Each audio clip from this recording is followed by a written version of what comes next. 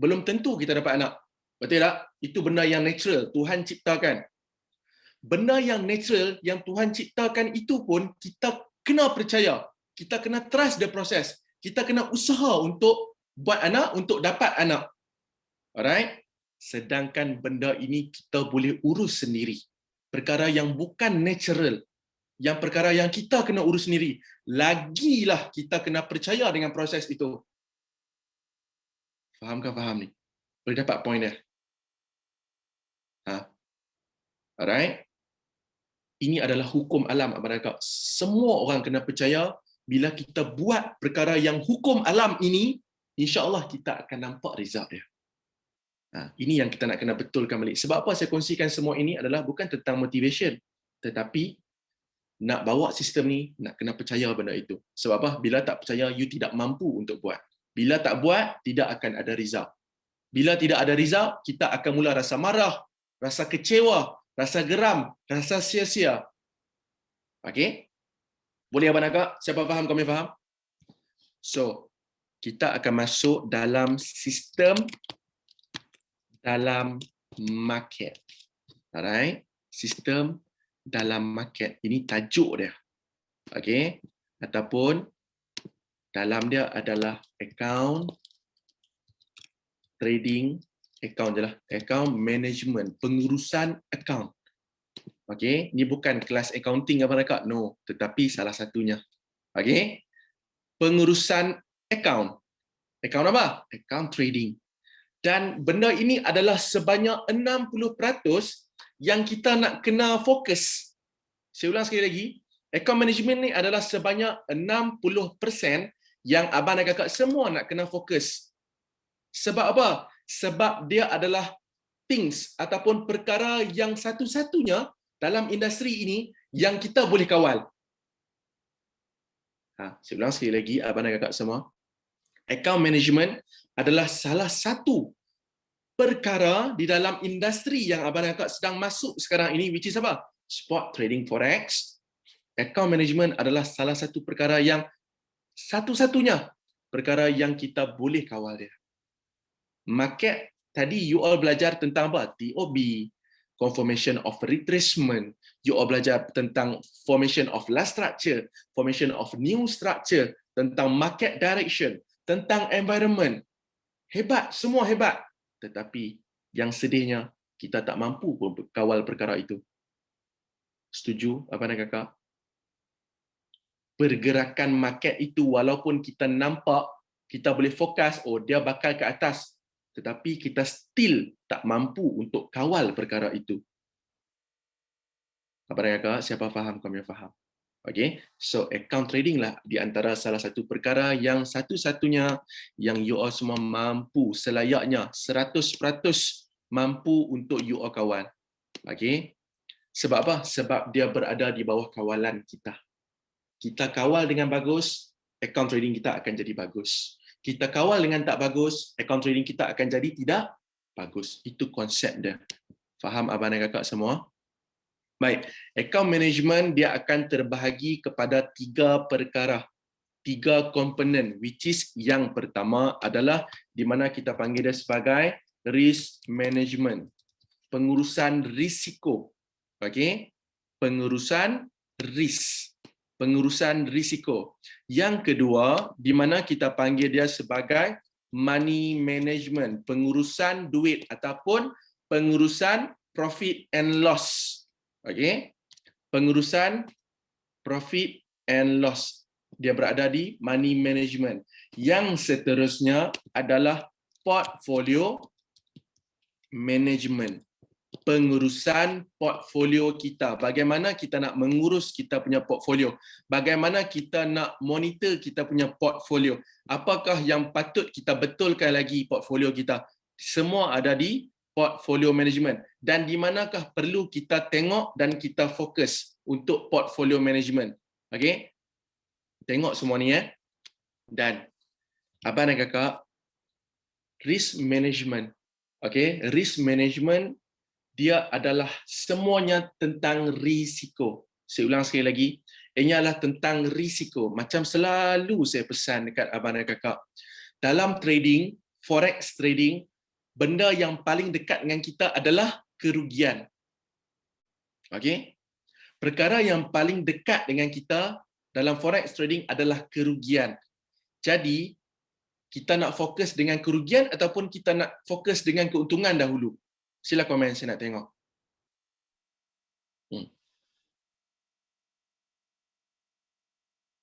Saya bagi contoh. Saya bagi contoh.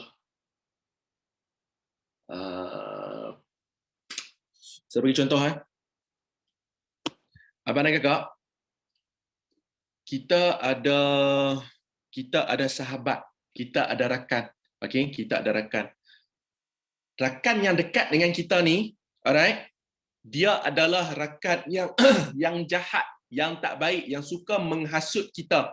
Dan dia sentiasa datang dulu dekat kita. Okey? Dan rakan yang baik ini, okey, dia jauh dengan kita. Dia baik. Dia tak pernah menghasut kita, tetapi dia jauh dengan kita. Alright? So, abang dan kakak nak fokus untuk dapatkan kawan baik itu dulu ataupun abang dan kakak nak fokus tinggalkan rakan yang tak baik itu dulu? Yang mana? Cepat komen. Nak fokus tinggalkan rakan yang tak baik dulu dan pergi kepada yang baik ataupun nak fokus terus kepada yang baik? Pandai. Sama seperti kerugian. Kita nak fokuskan tinggalkan kerugian ini dulu. Barulah kita akan pergi kepada profit. Profit nombor 2. Sebab apa? Sebab dia selalu datang dulu. Sebab dia selalu datang dulu. So, risk ini kita nak kena fokus dia sebab dia selalu datang dekat kita dengan menggunakan kadar merendahkan risiko. Sebab apa? Dia selalu datang dulu dekat kita. So, kita nak rendahkan serendah-rendahnya. Abang dan kakak, kita tak boleh lari daripada risiko. Langsung tak boleh lari daripada risiko. Cuma kita mampu untuk apa?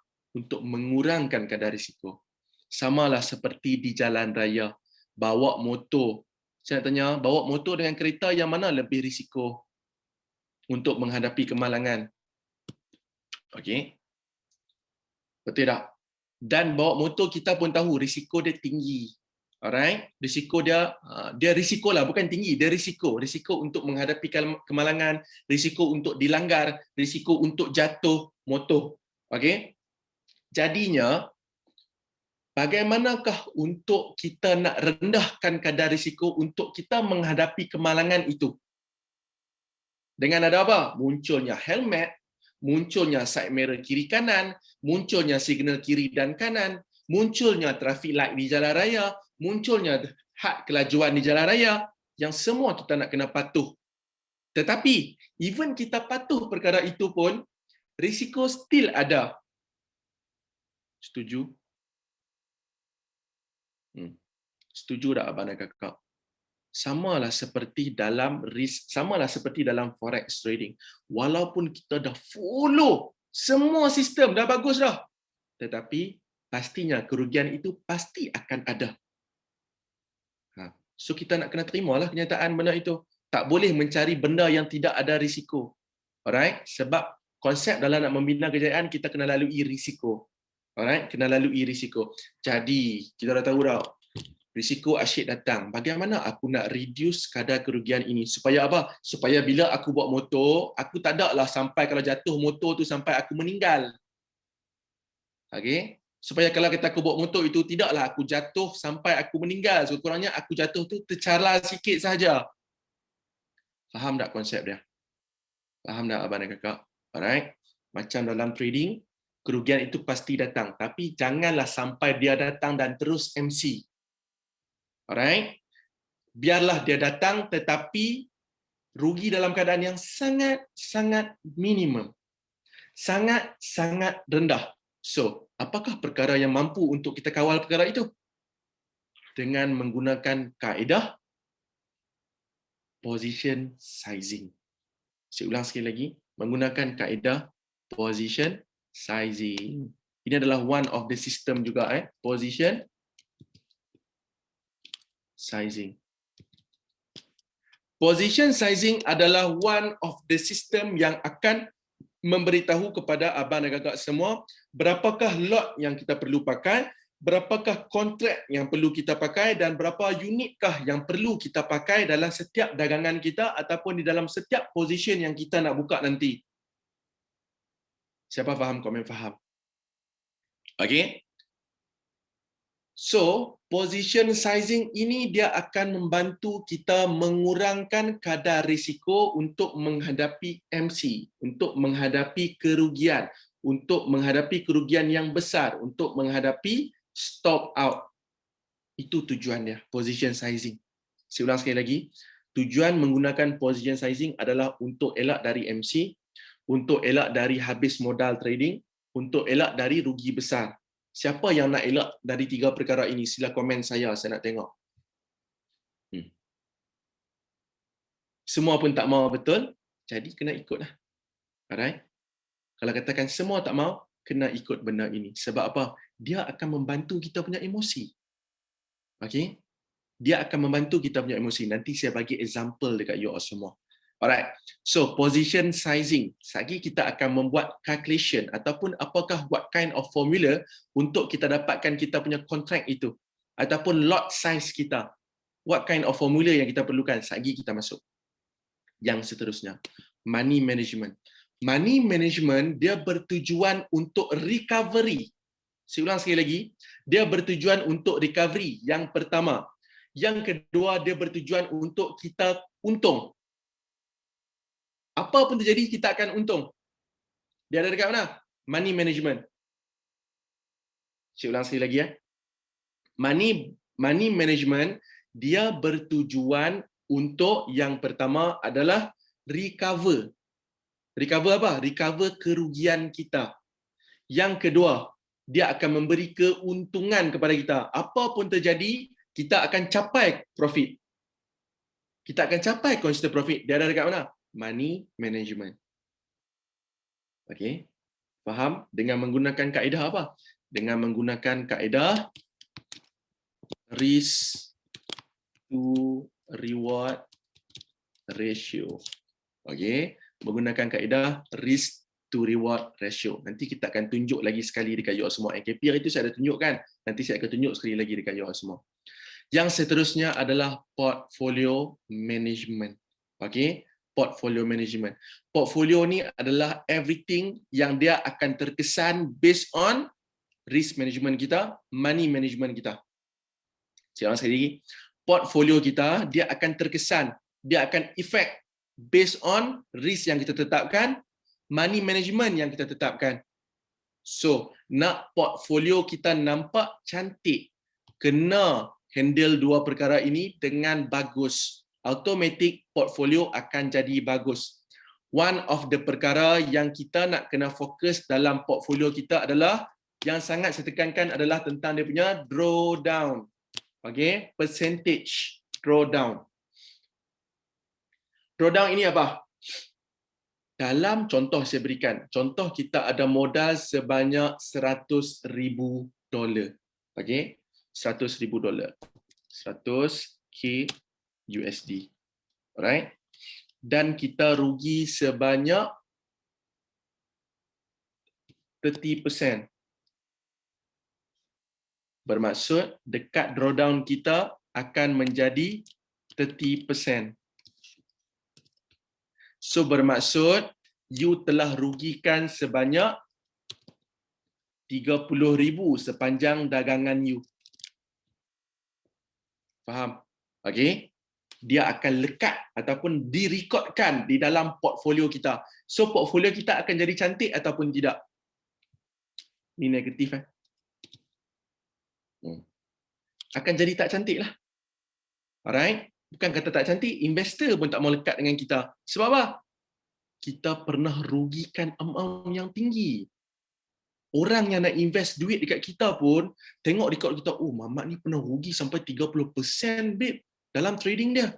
Uish, tak naklah aku. Kalau katakan saya tanya abang dan kakak nak ke invest? Kalau katakan katakan ASB dia ada total modal ada 1 juta dan dia pernah rugikan sebanyak 30%. Dan duit abang dan kakak ada dalam tu. Abang Kakak dengar-dengar, Abang Kakak suka ke? Takut tak nak letak lagi duit kat situ? Of course takut. Sebab itu, drawdown kena below then. Below dari berapa? Below dari 10%. Okay. 10% setahun. Nampak? Abang dan kakak semua? Faham? Alright. Drawdown kita need to be below than 10%. Bermaksud dalam setahun, okay, dalam setahun, tak payah setahun lah, kita ambil dalam sebulan. Okay, saya ambil sebulan. Setahun nanti susah nak kira. Kita ambil sebulan. Dalam sebulan, kita tak pernah pun rugi lebih dari 10%. Bermaksud kita ada $100,000, kita maybe pernah rugikan dalam 3% sahaja. Bermaksud kita cuma pernah rugikan $3,000 sahaja. Dari 100,000 abang dan kakak. Alright? Dari 100,000 cuma rugi 3,000 sahaja. Bermaksud 3%. Siapa faham? Komen faham. Okay? Boleh? So, saya nak masuk tentang topik position sizing. Dia ada formula pengiraan dia abang dan kakak, dan juga dia ada calculator untuk pengiraan dia. Untuk position sizing, formula dia tengok elok-elok, tolong tulis dalam buku Modal kali ni saya cakap nak dapatkan apa? Ini untuk dapatkan apa? Untuk dapatkan apa? Position sizing ni. Dapatkan lot, pandai. Okey. Kali dengan risk bahagi dengan jarak stop loss. Okey, akan dapat sama dengan pips value dahulu. Okey. Pips value bahagi dengan 10 poin bersamaan dengan 1 pips. Okey. Bahagi dengan 10 poin bersamaan dengan 1 pips, kita akan dapat total lot.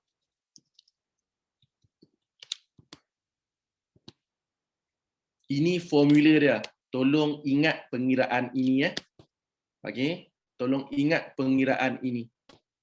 Contoh kita letak dekat sini kan modal you all semua ada 3,000 kan demo account kan? Betul tak? Semua 3,000 kan modal demo. Okey, letak dulu. First kali apa dia? Modal. Modal berapa ribu? 3,000. Kali dengan risk. Tadi saya cakap drawdown tadi risk jangan lebih daripada berapa? Sebulan? 10%. So kita ambil lah minimum 10%. Boleh? Alright, ni contoh sahaja. So kita ambil lah minimum sebulan 10%. Dan dalam 10% sebulan itu, abang dan kakak dah nak kena target siap-siap dah. Okey, dah nak kena target siap-siap. Dalam 10%, berapakah position yang kita nak masuk dalam masa sebulan trading? Contoh cepat bagi saya contoh berapa position nak masuk sebulan. Sebulan ada 4 minggu. Jasmine cakap 10. Najib kata 4. Kita ambil Jasmine lah. Jasmine 10. Okey. So 10 bahagi 10. 10% bahagi dengan 10 akan dapat 1% per position. Ini adalah per position. Bermaksud per position. Bermaksud dalam setiap entry yang kita nak masuk, kita cuma buka 1% sahaja. Risk kita settle. Dan bahagikan dengan jarak stop loss. Berapakah jarak stop loss yang abang dan kakak nak guna? Sila komen. Okay, contoh katakan berapa pips? 30 pips. Okay? 30 pips. Letak kat sini 30 pips. So dapat berapa pips value kita? Cuba kira. 3,000 kali 1% bahagi 30. 3,000 bahagi 1%. Bahagi pula kali 3,000 kali dengan 1%. Bahagikan dengan 30. Alright, dapat berapa? 1 pips value kita adalah 1 pips value. Bermaksud pips value itu apa? Dalam setiap pergerakan pips kita, dalam keadaan ada position, kita akan gain value ataupun tak gain value $1. Okey. $1 pips value. Dalam setiap pergerakan pips kita, kita akan dapat sama ada dapat $1 ataupun negatif $1. Okey, kalau katakan naik 10 pip, kita untung $10. Naik 100 pip, kita untung $100. Itu pips value. Dan bagaimanakah untuk kita dapatkan lot kita adalah dengan 1 pips value bagikan dengan 10 point. Bersamaan dengan 1 pips. Dapat berapa?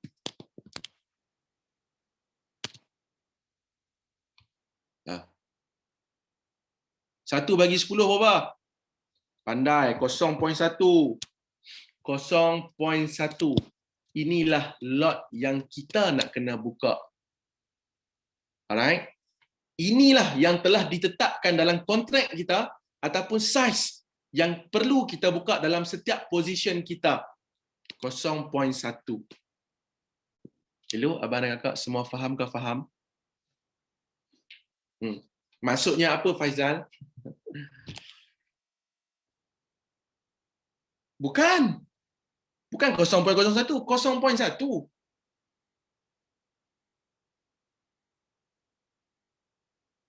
Bukan 10 sen, cik. Oi, 0.1. Satu pergerakan dia sama dengan $1. Alright? Bukan 0.01, 0.1. Ikut yang ni sahaja. Okey, contoh. Kalau katakan kat sini, kalau katakan pips value yang kita dapat tadi, contohlah, pips value yang kita dapat tadi adalah 10 sen.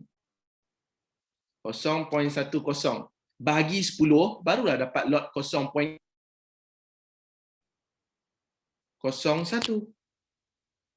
Faham?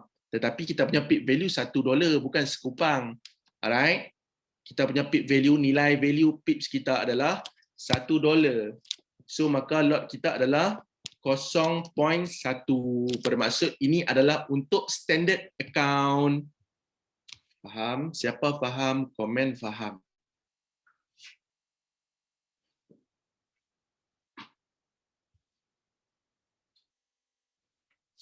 Alright, good. Okey, katakanlah pula kita tukar. Kita tukar, katakan, okeylah sebulan aku nak masuk 20 kali lah trading. Aku ni jenis suka trade banyak-banyak. Okey, letak 20 dekat sini. Sorry. Letak 20 dekat sini. Dekat mana? Sorry. 10%. 10 bagi 20 dapat berapa? Sebulan risk kita adalah 10%. Kita nak masuk position 20. So, 10 bagi 20 dapat berapa? 0.5. So, bermaksud risk kita adalah 0.5 sahaja per position. Okey? Dan kita punya pips pun kita pakai 30. So, kita kiralah 3,000 kali dengan 0.5% bagi dengan 30 pips. Kita akan dapat berapa? Kita akan dapat 0.5. Okey, $0.5. Okey, $0.5. So 0.5 ini bagi dengan 10 kita akan dapat berapa, abang? Kakak?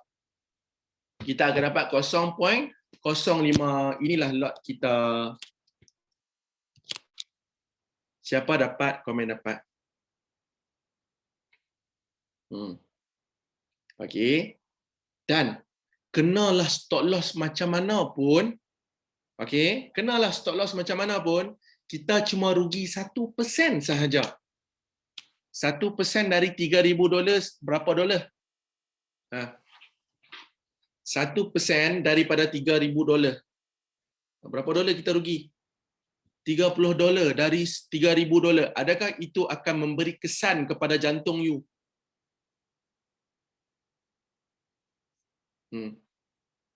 Saya tanya ni abang dan kakak, adakah ianya akan memberi kesan kepada rasa takut you? Akan rasa geram you. Akan rasa nak balas dendam.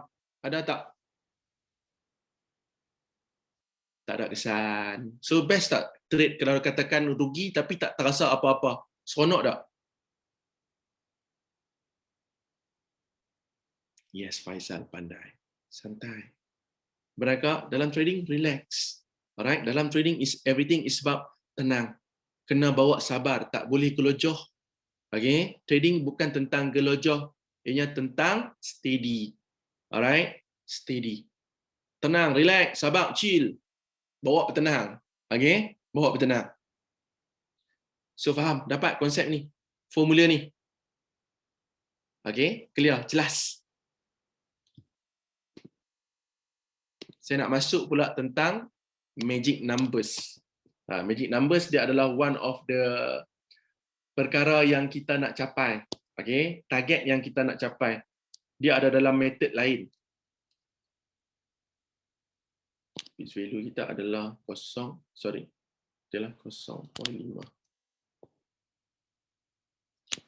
ya. Okey, kat sini pitch value kita 0.5. Okay, so jelas, clear. Alright. So abang dan kakak, saya nak tanya dekat you all semua, berapa target yang you nak capai dalam masa sebulan? Dari segi dolar. Sebulan.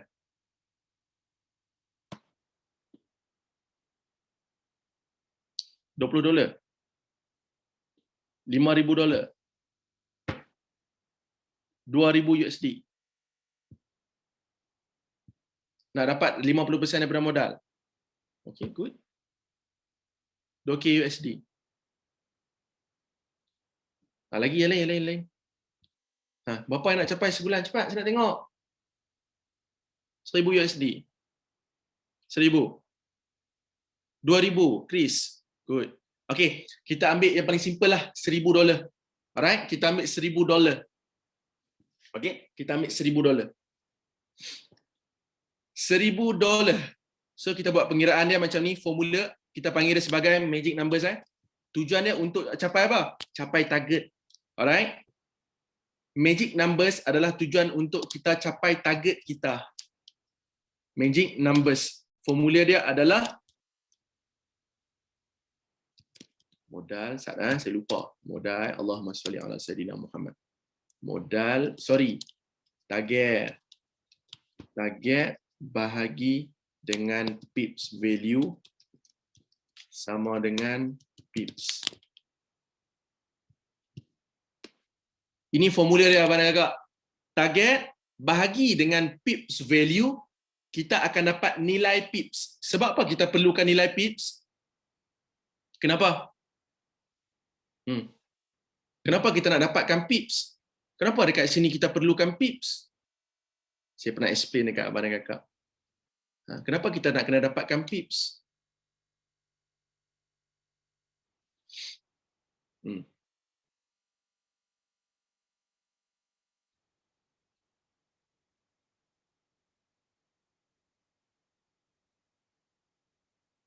Okey, pandai, betul-betul, semua betul. Untuk dapatkan reward, untuk dapatkan keuntungan, yes, kita memerlukan pips. Pandai. Untuk tahu benda itu realistik ataupun tidak. Okey? Adakah benda itu mampu untuk kita peroleh? Dapat? Sebab tu kita perlukan pips. So, contoh, target kita tulis balik. Target tadi berapa saya cakap? $1,000. Okey? Bahagi dengan pips value. Pips value kita tadi berapa abang dan kakak? Pips value kita berapa tadi? Kat sini. Berapa pips value kita? 0.5. Letak 0.5. Okey. Bahagi tengok dapat berapa.